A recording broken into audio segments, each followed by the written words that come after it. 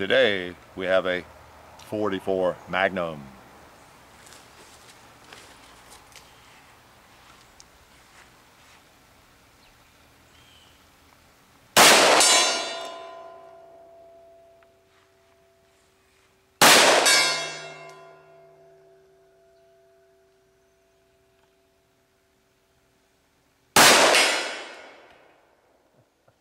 Let's move on down a little bit.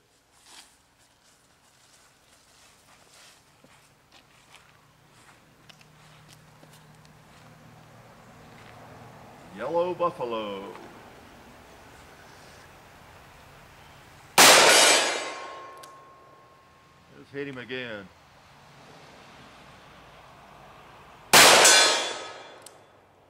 And take out a circle. That should be all. Come on over to the shooting table. Hey, Hickok 45 here. Nothing like a good 44 Magnum, huh? Well, this is not the first time I've ever shot the old 44. Of course, there were about 70,000 rounds and counting on this baby, which brings up the reason I have it out today. It's been in the shop a lot lately. Broke the trigger pin, which my gunsmith says he doesn't see very often. Actually broke the trigger pin, holds the trigger in, and then also broke the bolt on it after I got it back. So so it's spent quite a bit of time in the hospital in recent months. Getting all the parts and getting it done just right. So you know, that's my baby I've had since '74, and so I want to take good care of that. By the way, I always take these things to Guns and Leather over here in Greenbrier, Tennessee. Just give them a little bit of plug. It's a nice gun shop, great gunsmithing and everything. Don't you love a good gun shop? By the way, I know you guys, if you're shooters and you prowl around gun shops a lot, you have opinions about various gun shops, and it's not easy to find a really good one where they have a good inventory and where people act like they're happy you came in, you know, to spend your money. It's really weird. It's something that shooters talk about a lot, about how gun shops typically, well, I can't say it on air, but there's a certain test that people must take in order to get an FFL. Sometimes we wonder about, you know, you got to be a grumpy old guy or something in order to have a gun shop. But occasionally you run into gun shops where they really treat you right, and they appreciate your business. And we're lucky to have several around the Nashville area like that. And ones that come to mind, the Reloader's Bench. What else? There's a gun shop in Jolton, good folks, and there's some others. But anyway, let's move on. 44 Magnum, this is the old gun. You've seen me shoot this. This is the very first 44 Magnum video I ever did, was with this. This is the only blued 44 Magnum I have. So anytime I'm shooting this long barrel blue 44, this is it, the one I've had forever. And it's very, very special. I happened to get into firearms and revolvers back in the early 70s. Unfortunately, that was at the same time Dirty Harry came out. Clint Eastwood did his thing, and so I was breaking into it right at that same time period, which made it difficult because I had a 357 Magnum, a Model 19, and wanted a 44, but Dirty Harry made them virtually impossible to find. And I lucked into this one in a gun shop, or a gun show actually, in Nashville. It was $385. And that was only because of the market at the time had been driven up, you know, by the movie. I think they were supposed to retail for around $250, $260 at that time in 1974, and so I paid a premium for it at that point. Wow, now these things are really gone up. If you find an old one that hadn't been fired, they're unbelievable. I was at the gun show in Louisville today, this morning, and Louisville, Kentucky. And wow, these things are beginning to be like old Colt single actions. It's unreal, the collector's value. If you find one of these things that never been fired, especially from the 50s or 60s, they're unreal. But they're fun, and they're really nice shooters. So 44 Magnum, this has the 8 3/8 inch barrel. You've seen, I think my alter ego Dirty Harry came out and demonstrated this in a video. And we've done some long range shooting with it at 230. And today I thought I'd just get it out because I'm so happy to have it back. Thought I'd invite you to the range while I just do some plinking with it. We've got a variety of targets here. We're going to finish up with a cement block, cinder block, and a watermelon. But it is going to try to knock some stuff down. See if I can still shoot it. So let's just have at it.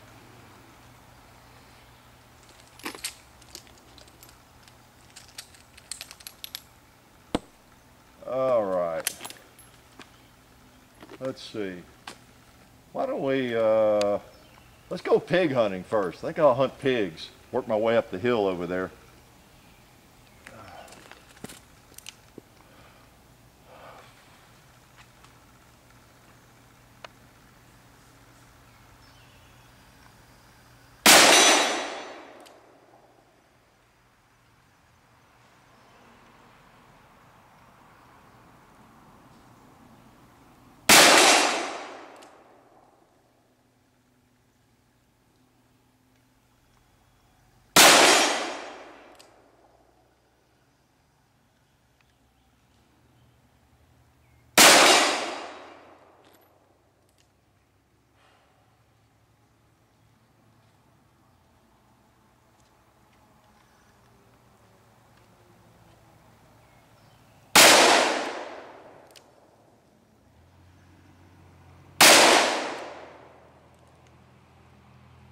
I think I went high.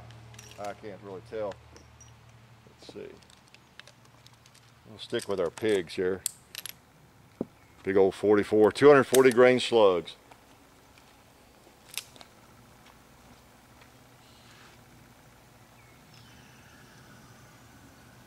There we go.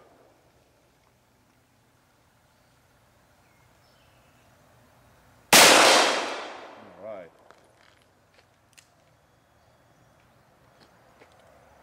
Let's pick off a couple of pins here and soft drinks.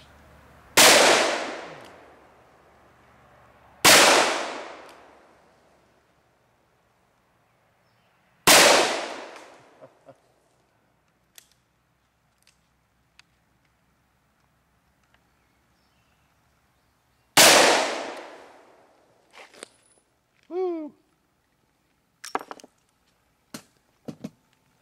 Nice, nice.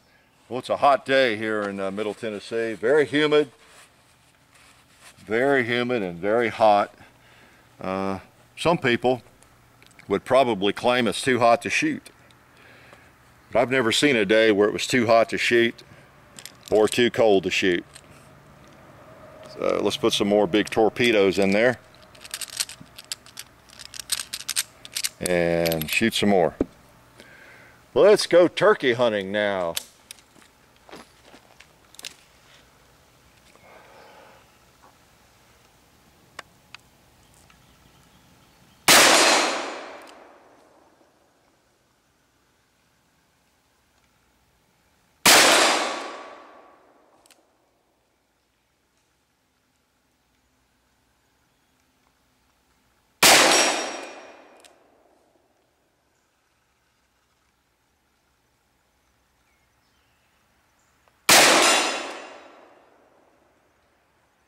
All right, I see a big red soda bottle and another soft drink.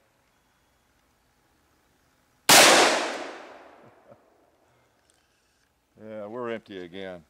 Okay. All right. I'm going to get brave. I'm going to go for some of those little chickens over there. Lots of times I just pass those up. It's not because I can't hit them. You see, I think there's 3 of them still standing. It's not because I can't hit those little chickens, even with the Glock occasionally. But then again, they really are a challenge. And you know, if I get to plinking at it and miss it 5 or 6 times, and you know, it just makes for bad TV, right? But actually, I can hit them sometimes pretty regularly. It just kind of depends on how steady I am on a given day. With this gun, I don't have a lot of excuse for missing them too much, other than just the perspiration in my eyes and everything. But with that gun, the sight radius is there, and it's just a matter of holding it steady. And of course, I've shot that gun a few times. So I don't know how steady I feel today. I'm going to try to get some chickens. Okay. We'll start at the bottom and work our way up again.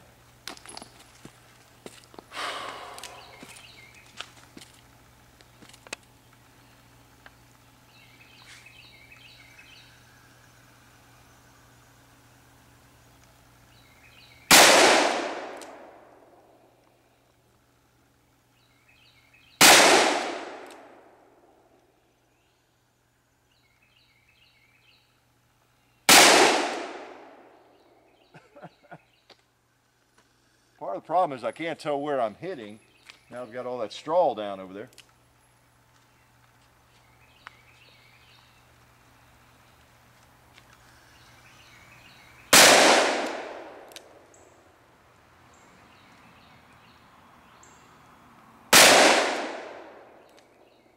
I still can't tell where they're going.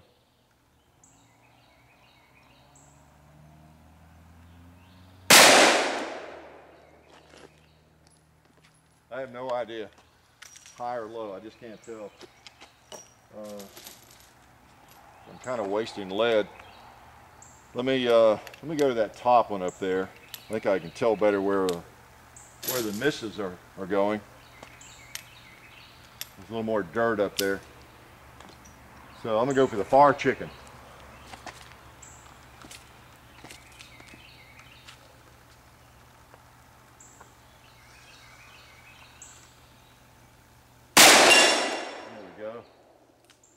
We'll go down the hill, see if I can get the other one.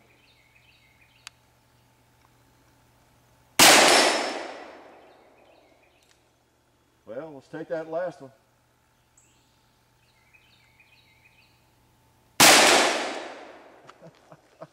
See what I mean? You know, you can shoot 6 shots at them and miss, because it's such a small margin of error, and I hit 3 in a row. So anyway, that's sometimes why I just avoid them.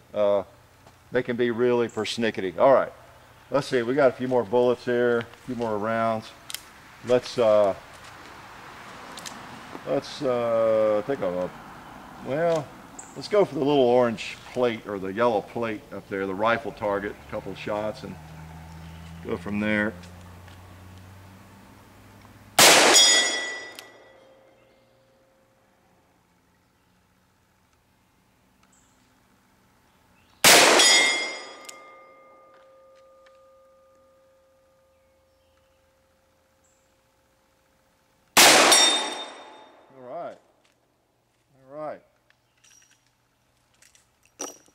Whew, barrel's getting warm. Okay, well, this is, again, reality TV. Sometimes we hit, sometimes we miss. Let's go ahead and take out our watermelon. Y'all ready for that? Let's do it. Now, I thought I'd use some factory ammo here. I don't know if it's being different or not. Watermelons sometimes actually don't react dramatically. These are some Remington 180 grain. They're pretty fast. Light bullet with a soft lead. What I hand load are a hard cast, so maybe these would have a little more impact on it. I don't know. They may not. Okay, so we're going to take the watermelon out, and then we'll see what happens to the cinder block.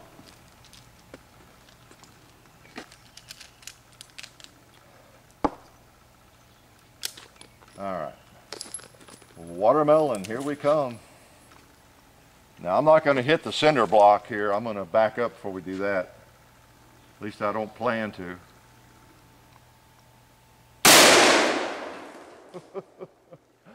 Oh, did the job. Well, let's back up. We're going to back up. Let's back up a little bit more here, Big John. And cinder blocks normally don't create any kinds of issues with shrapnel too bad, but I still don't want to get too close to them. Okay.